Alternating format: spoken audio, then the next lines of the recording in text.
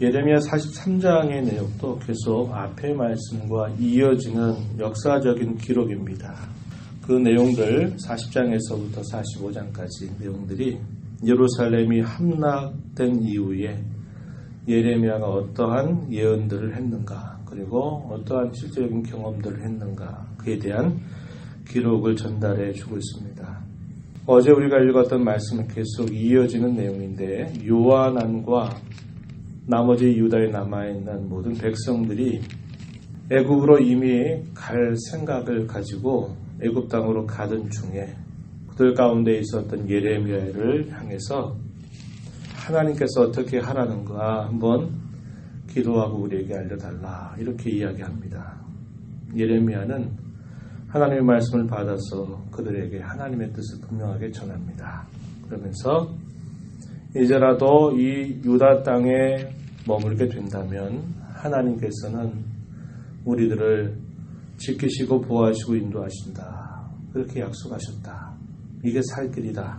그러나 계속적으로 애굽을 향해서 고집을 부린다면, 가기를 고집 부린다면 여호와의 칼과 기근과 전염병이 그 애굽 땅에 함께 가서 분명히 벌하실 것이라고 말씀하셨다, 이렇게 답변을 합니다. 말로는 그들이 여호와께서 하시는 말씀이 자신들에게 보기에 좋거나 반대로 보기에 좋지 않거나 할 것 없이 하나님이 하신 말씀에 무조건 순종하는 것이 복되다, 이렇게 말은 하면서도 정작 말로는 그렇게 하지만 그들의 마음은 결코 바꿀 생각이 없었던 것입니다. 예레미야가 하나님의 그 말씀을 다 전달하니까 이 말씀을 들었던 당시 요한안을 중심으로 해서 함께했던 모든 사람들의 반응이 어떻게 나타나냐면, 네가 거짓말을 말한다, 이렇게 말합니다. 처음에는 그들의 마음을 속였어요. 속이고서 그렇게 하더니 하나님께서 그들이 하고자 하는 것에 결코 동의하지 않고 여기에 머물러 있으라고 말하니까 이들이 대하는 태도는 어땠냐면 하나님 말씀 전체를 버리는 겁니다. 하나님 말씀 전체를 부인하는 태도까지 나아가게 돼요. 그래서 하나님 이렇게 하셨던 말씀이 네가 지금 거짓말한다, 이렇게 반응을 한 것이죠. 2절 말씀 중간에 보니까 내가 거짓을 말하는도다. 우리 하나님 여호와께서 너희는 애굽에서 살려고 그리로 가지 말라고 너를 보내어 말하게 하지 아니하셨다. 하나님이 너한테 그렇게 말씀하신 리가 없다, 이렇게 해서 그 말씀 전체를 부인해버립니다. 그리고 핑계대기를 3절에 바룩이 너를 부추겨서 우리를 대적해서 이 갈대아 사람 손에 넘겨 우리를 죽이려고, 우리를 바빌론으로 붙잡아가게 하려고 이렇게 꼬드긴 거 아니냐, 이렇게 말하면서 핑계를 댄 것이죠.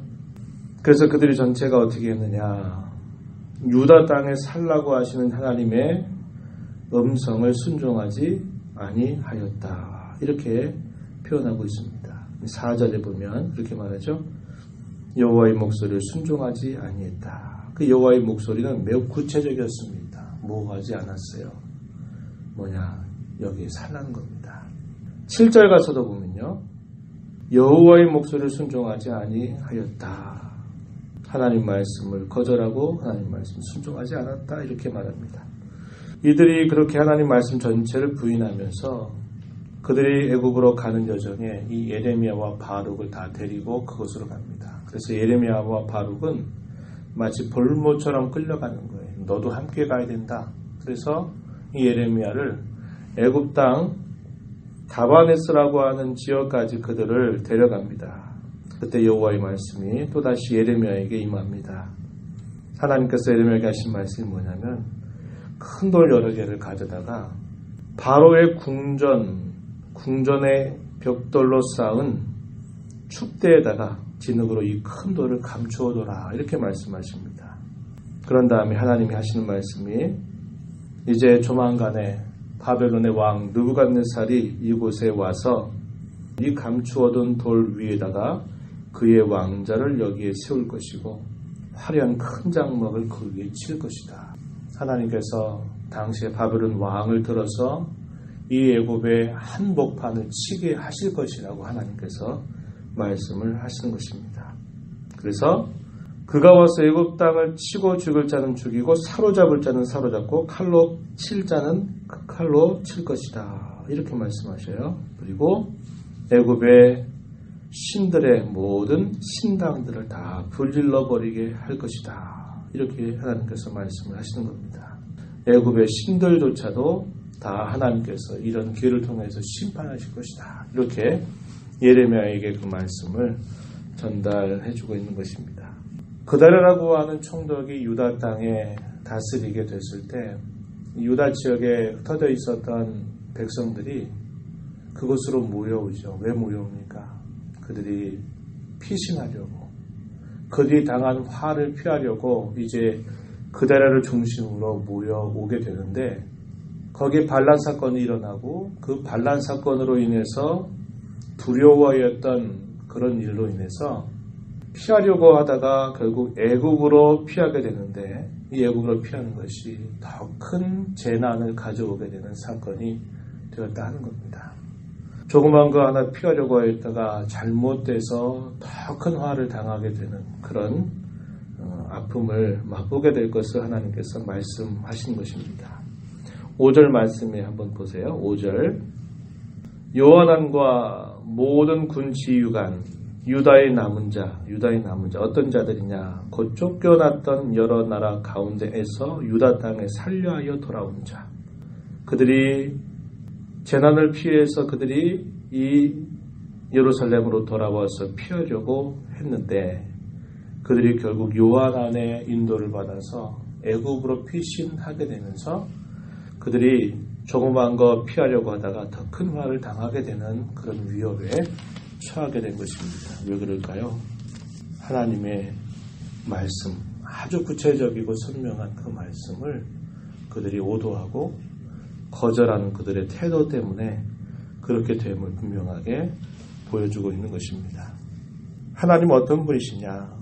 자기의 길을 고집하는 자들 향해서 하나님은 더 강하게 그들을 다루시게 되고요. 하나님 앞에 겸손하게 자신들의 마음을 낮추고 하나님의 긍휼을 구하는 자에게 하나님은 한없이 그들을 불쌍히 여기신다고 하는 겁니다. 강한 자들에게 대해서는 더 강해지시고 겸손하게 자리를 낮추는 자들에게는 더 낮아지는 듯 하나님 그들을 위하시는 분이시다 하는 것을 보게 됩니다. 당시 요한안과 모든 사람들이 애국으로 가기를 고집하게 되니까 하나님께서도 결코 뜻을 바꾸지 않아요. 그래, 너희가 그렇게 해볼 테냐? 그렇게 하면 그래, 애굽이라고 해서 피할 곳이 아닌 줄 내가 분명하게 보일 것이다. 너희가 살 길은 나에게로 돌아온 것이고, 구체적이고 분명한 이 말씀에 순종하는 데 있다. 하나님 이것을 보여주시는 것입니다. 누구를 더 두려워해야 될까요?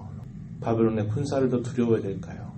하나님을 더 두려워해야 되는데, 그 모든 상황을 주장하시고 이끌어 가시는 하나님을 두려워하는 것보다 상황을 더 두려워하고 자신들이 당하게 될 막연한 그런 짐작과 막연한 자신들의 판단 때문에 결국은 하나님을 거절하는 어리석은 일들을 행하고 있음을 우리가 보게 됩니다. 우리가 새해를 살아가면서도 우리의 상황을 조성해 가시고 상황을 바꿔 가시고 상황 인도해 가시는 하나님을 진심으로 두려워하는 자로 하나님 앞에 늘 우리의 마음을 겸손하게 낮추고 하나님을 찾는다면 하나님은 언제나 우리의 편이 되셔서 우리를 도우시고 우리를 향해서 인도해 주실 그 모든 준비를 하고 계시다는 사실들을 기억하면서 이 한 해를 하나님 말씀을 겸손히 듣고 순종하는 일에 힘써가는 모두가 되기를 바랍니다. 이 백성들이 교만한 태도를 가지고 있다 보니까 하나님의 말씀에 대해서 그들이 속이기도 하다가 나중에는 하나님 말씀 전체를 도매급으로 부인해버리는 이런 악행을 저지르게 되는 것을 보게 됩니다. 이런 교만들을 우리가 늘 하나님 앞에 주의하면서 하나님 앞에 겸손하게 은혜를 구하며 삶으로 이 한 해 동안 하나님이 우리 모두에게 주시는 귀한 은혜를 맛보고 경험하며 전하며 살아가는 복된 삶이 되기를 진심으로 바랍니다. 하나님 아버지 감사합니다. 이 새벽 시간에도 변함없이 저희들을 인도해 주셔서 주 앞에 서게 하시고 함께 찬송하며 말씀에 귀를 기울이게 해주시니 감사드립니다. 하나님 아버지, 주께서 분명하고 구체적인 말씀으로 그들에게 살 길이 무엇인가를 말씀해 주시건만 그들의 완고한 고집을 꺾지 않은 채 자신들의 판단과 결정에 따라 하나님보다도 바빌론의 왕을 더 두려워하고 다른 상황을 더 두려워한 나머지 하나님 말씀을 거절하고 결국 애굽이라고 하는 나라의 항복판으로 가게 되는 어리석은 일들을 행합니다. 그러나 하나님, 그들을 향해서 하나님께서 그들을 향하여 여전히 벌하실 것을 선지자를 통해서 말씀해 주시며 하나님 앞에 살 길은 오직 하나님의 말씀을 겸손하게 듣고 행하는 것에 있음을 일깨워 주십니다. 한 해를 새롭게 시작하는 저희들, 수많은 상황들을 만나게 될 것입니다. 그 상황 때문에 하나님을 망각하지 않게 하시고 모든 상황을 이끌어 가시고 주장하시는 하나님을 참으로 두려워하고 사랑하는 마음을 갖고 하나님의 말씀에 겸손히 순종하며 하나님의 은혜와 긍휼을 힘입어 살아가는 저희들이 되도록 도와주시옵소서. 은혜의 보좌 앞에 나와서 하나님의 긍휼과 자비를 구하는 모든 이들을 용납하시고 강구의 귀를 기울여 주시고 하나님 영광을 나타내 주시옵소서. 귀하신 예수님의 이름으로 기도하옵나이다. 아멘.